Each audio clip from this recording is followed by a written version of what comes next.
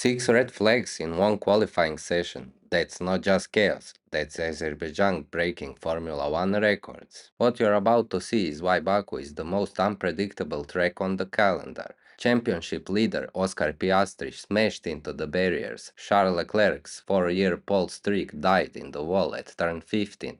And somehow, through all this madness, Max Verstappen found himself on pole for the very first time at this crazy street circuit. This is your complete breakdown of the most chaotic qualifying session of 2025. From last place to pole position, we're covering every crash, every drama, and every twist that turned the grid upside down. P20 was Alex Albon and P19 was Pierre Gasly. Alex Albon's weekend was over before it really began. Just 6 minutes into Q1, the Williams driver made what he called a rookie error, clipping the inside barrier at turn 1 on what should have been a routine flying lap. The front suspension snapped instantly, leaving him stranded and triggering the first red flag of what would become a record-breaking session.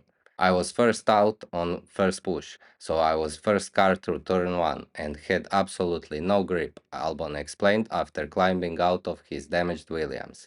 It was a costly mistake for a driver who's been running in the top 10 during every practice session.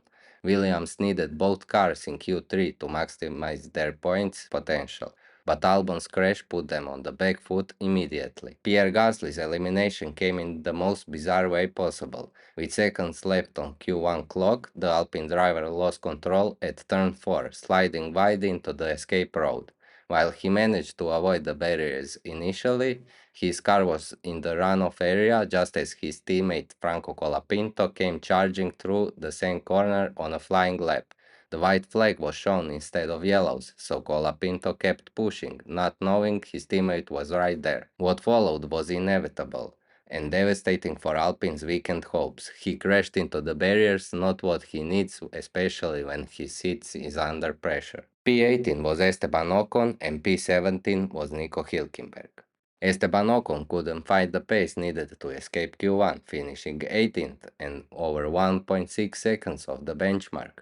It's been a tough session for Ocon, and Baku's unforgiving walls showed no mercy to drivers still finding their rhythm. Nico Hülkenberg brought out the second red flag of Q1 with a heavy impact at turn 4. The experienced German lost the rear of his Sauber and slammed into the concrete barriers with significant force. Unlike some of the other crashes, Hülkenberg managed to reverse out and drive back to the pits, but the damage was done. The debris scattered across the track needed cleaning. He managed to continue but didn't manage to escape Q1. P16 was Franco Colapinto and P15 was Oliver Behrman. Franco Colapinto's crash was the most dramatic of Q1 and perhaps the most avoidable. Racing to improve his lap time in the dying seconds, the Alpine rookie came up on turn 4, where his teammate Pierre Gasly was in a runoff area after sliding off the track moments earlier, with only a white flag showing instead of yellows. Colapinto kept his foot down, but when he hit the same corner that caught out Gasly, the rear stepped out violently. This time there was no escape road to save him. Colapinto slammed hard into the barrier, bouncing back onto the racing surface and leaving debris everywhere. It's a pity I was doing a good lap, Colapinto said afterward. The crash not only ended his session but also triggered the third and final red flag of Q1, sealing Alpine's double elimination. Oli Behrman's promising weekend took a dramatic turn early in Q2. The Haas rookie, who'd been running competitively all weekend, made a small error that had big consequences. He clipped the wall exiting turn 2 on his flying lap, damaging the right rear suspension and bringing out the fourth red flag of the qualifying. What made this crash particularly costly was the timing. It happened just as the session was getting into the full swing, disrupting everyone's rhythm and run plans. Behrman's car came to stop on a track, requiring marshals to push it to safety while repairs were made to the barrier he hit. The young Brit was classified 15th, making a disappointing end to what had been a strong weekend up to that point. P14 was Lance Stroll and P13 was Gabriel Bortoleto. Lance Stroll's Q2 elimination was notable more for what didn't happen than what did. In a session filled with crashes and drama, the Canadian Aston Martin driver simply couldn't find the pace needed to progress. His best time left him 14th, over 1.2 seconds of the Q2 benchmark. It was a quiet end to qualifying for Stroll, who managed to avoid the carnage around him but couldn't capitalize on others' misfortunes to move forward.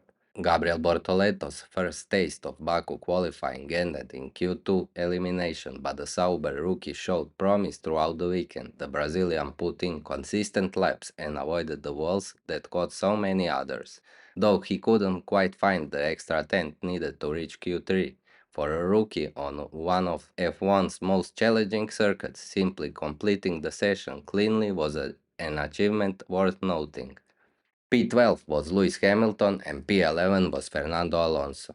Lewis Hamilton, this was the shock of Q2. Lewis Hamilton, who had topped the Friday's FP2 session and looked genuinely quick all weekend, was eliminated in stunning fashion. The seven-time world champion found himself caught in Ferrari's strategic confusion as they struggled with tire choices and run plans. Hamilton was forced onto soft tires while his rivals used the more manageable mediums. When his first run was disrupted by Charles Leclerc's mistake at turn 1, which brought out yellow flags right in front of him, Hamilton had to abort his lap and start over.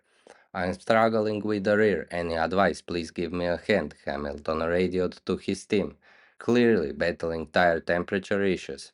When the session restarted after Oliver Behrman's crash, Hamilton couldn't find the grip he needed. His final attempt fell short, and he was bumped out by his own teammates' late improvement. "Honestly, so disappointed," Hamilton said afterward.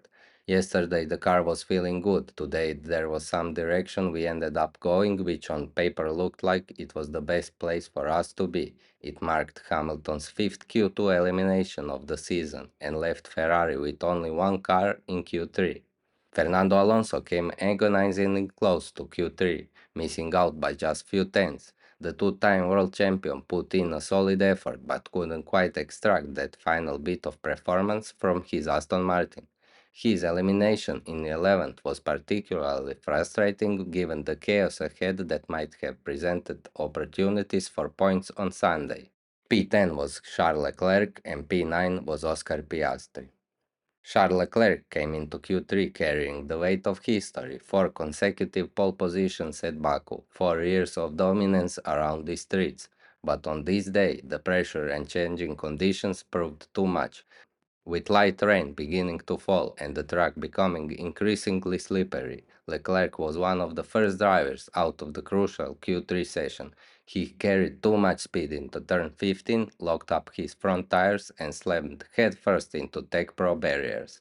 The impact buried the nose of Ferrari deep into the tire wall, and Leclerc had to climb out knowing his streak was over. His crash brought out the fifth red flag of the qualifying with 7 minutes and 7 seconds still remaining on the clock. "I pushed too hard when the conditions were changing," Leclerc admitted. "The grip wasn't there and I paid the price." Without a lap time, Leclerc was classified 10th, his worst qualifying result in Baku since 21. Oscar Piastri's crash was perhaps the most significant of the entire session, as he attempted to set a lap after the session resumed following Leclerc's crash. The pressure got to him. He completely missed the apex at turn 3, carrying far too much speed into a corner that demands precision. The McLaren snapped sideways and slammed into outside barrier, causing heavy damage to the front right corner. The impact triggered the sixth red flag of qualifying, setting the all-time record for most red flag stoppages in a qualifying session. "I just pushed too hard," Piastri said afterward.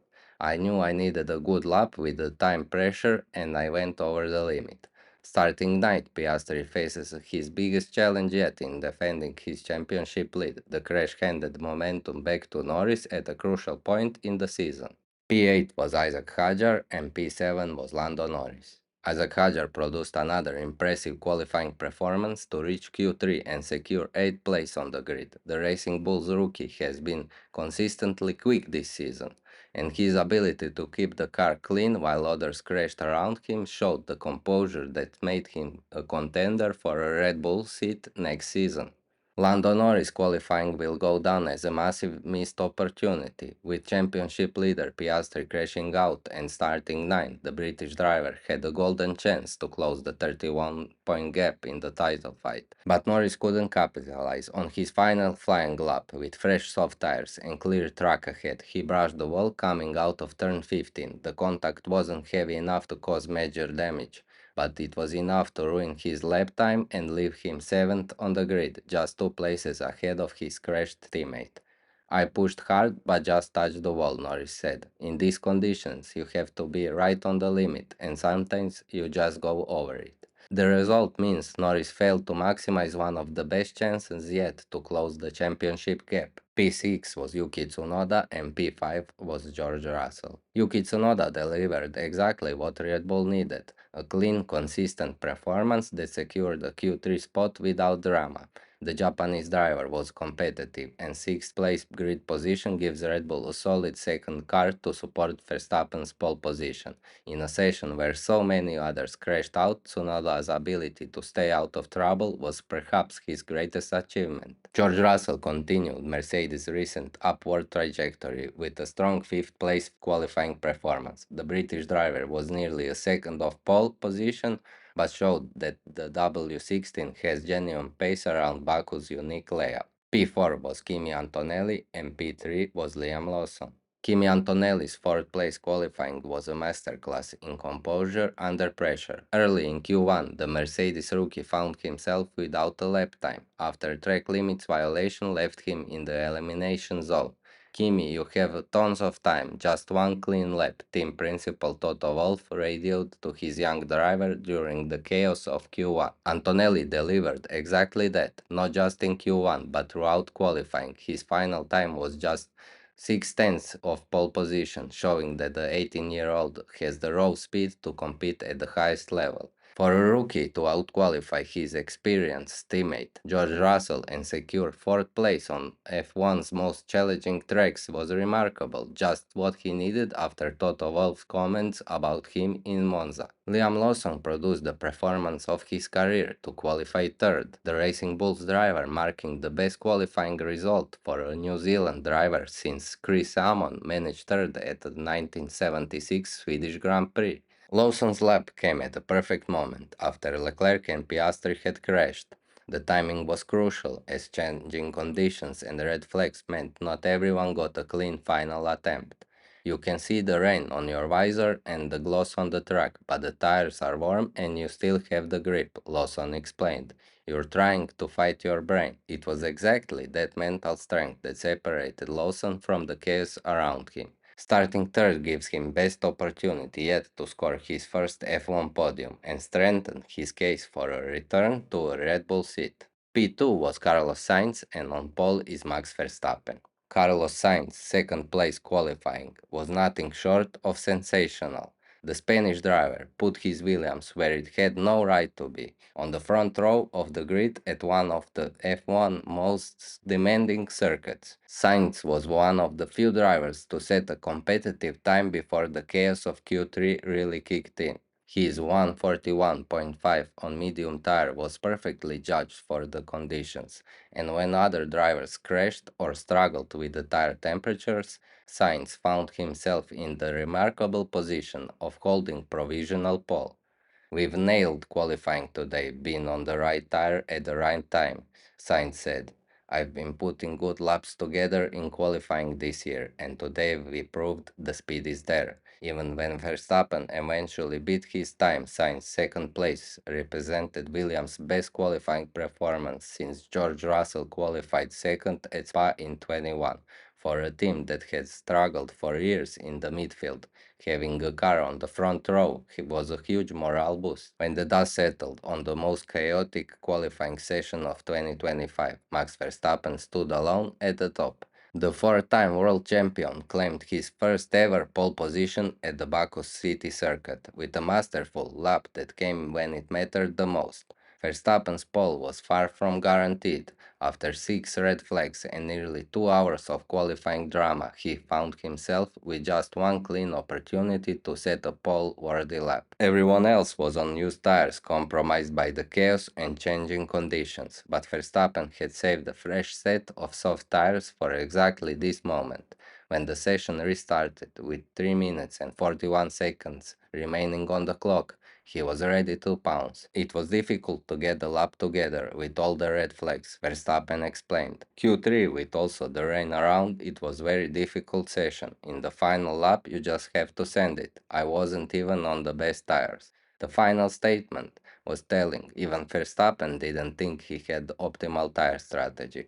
But when pressure makes diamonds, the Dutchman has repeatedly shown he can deliver when others cannot. The pole position also represented the perfect recovery from Red Bull's struggles earlier in the weekend. In practice, they didn't look great compared to McLaren and Ferrari, but when qualifying mattered, Verstappen found something extra that separates champions from the rest. This qualifying session had everything: 6 red flags, nearly 2 hours of qualifying. The 2025 Azerbaijan Grand Prix qualifying session will be remembered as one of the wildest in F1 history. From Alex Albon's early crash to Max Verstappen's masterful pole position, every moment mattered. Carlos Sainz put Williams back on the front row, and the championship fight between Piastri and Norris took another dramatic twist.